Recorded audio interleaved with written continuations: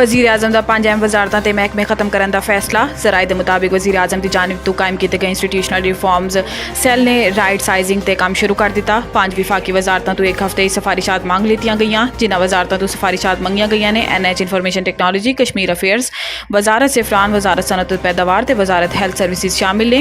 वज़ीर आज़म शहबाज शरीफ ने सूबा नूं दित्ती जाने वाली वजारतां का किरदार दसदे होए हदायत की है कि वज़ीर खजाना ते रुकन कौमी असम्बली बिलाल अजहर कियानी ते मुश्तमिल कमेटी बना दी है। दूसरी जानिब विफाकी काबीना ने PWD नूं खत्म करने की बाज़ाब्ता मंजूरी दे दी। PWD दे मुतालिक पूरे प्लान की मंजूरी दी गई। वज़ीर आज़म ने बिजली के बिलों रिलीफ की फौरी तौर पर फराहम करन ते वजारतां नूं सोलर ट्यूब ते तेजी नाल काम करने की हदायत की। काबीना के इजलास अदवियात के इश्तिहारात, TV, रेडियो ते प्रिंट मीडिया ते चलान की भी मंजूरी दे दी गई है।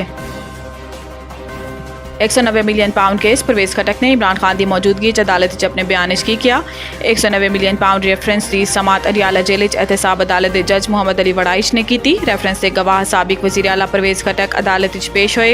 परवेज़ खटक ने अदालत के सामने अपना बयान रिकॉर्ड कराया। इस मौके पर बानी चेयरमैन PTI इमरान खान ते बुशरा बीबी भी कमरा अदालत मौजूद सी। परवेज़ खटक का अपने बयान कहना सी कि नैब ने मई 2023 मेरे ते 190 मिलियन पाउंड के हवाले तो बयान लिता। शहजाद अकबर ने काबीना नूं दसिया कि पाकिस्तान तो गैर कानूनी तौर पर बाहर भिजवाई गई बड़ी रकम बरतानिया पकड़ी गई। शहजाद अकबर ने दसिया कि पकड़ी गई रकम पाकिस्तान वापस की जाएगी।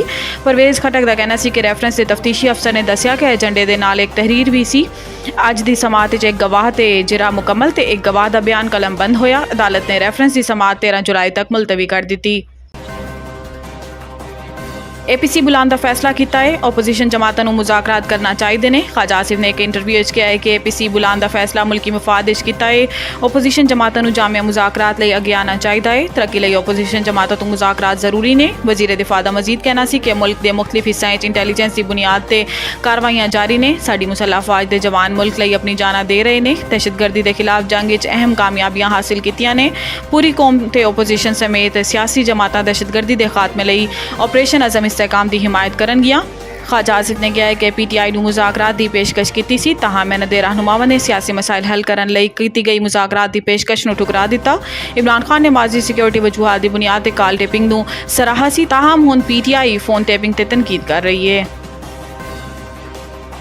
चीफ जस्टिस मेरे केसिस की समात ना करन। इमरान खान की नैब इंट्रा कोर्ट अपील के जवाब इस्तदा। सुप्रीम कोर्ट नैब तरामीम कलदम करार देने के खिलाफ इंट्रा कोर्ट अपील से इमरान खान ने तहरीरी जवाब जमा करा दिता, जिदे च इन्होंने इंट्रा कोर्ट अपीलां खारिज करने की इस्तदा की है। इमरान खान ने अपने तहरीरी जवाब किया है कि किसी की करप्शन बचाने लई कवानीन तरामीम किसी बनाना रिपब्लिक भी नहीं होंदियां। करप्शन मुईशत के लिए तबाहकुन ते मनफी असरात मुरतब कर दी है। मैनू दौरान समाज जस्टिस सतन मिनुल्ला ने कहा है कि तरामीम का फायदा तुहानू भी होएगा, मगर मेरा मौकफ वाज़े मेरी जात का नहीं बल्कि मुल्क का मामला है। पानी PTI ने तहरीरी जवाब किया है कि पार्लीमेंट कानून साजी आइन के मुताबिक करनी चाहिए। नैब इख्तियारात का गलत इस्तेमाल करता है तो तरामीम इनू रोकन की हद तक होनी चाहिए ने।